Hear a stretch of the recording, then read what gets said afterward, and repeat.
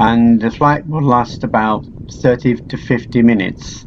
And you can get this from various airfields, but this particular one is from Duxford, which is in Cambridgeshire. I'll let you listen for a while and listen to the engine of this Spitfire.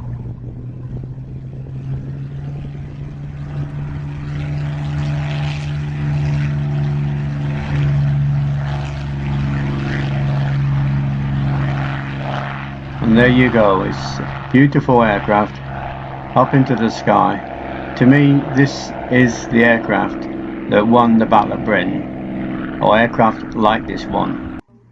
And we have another one, the same Spitfire is coming back, I believe, coming down the runway at quite high speeds. There she goes.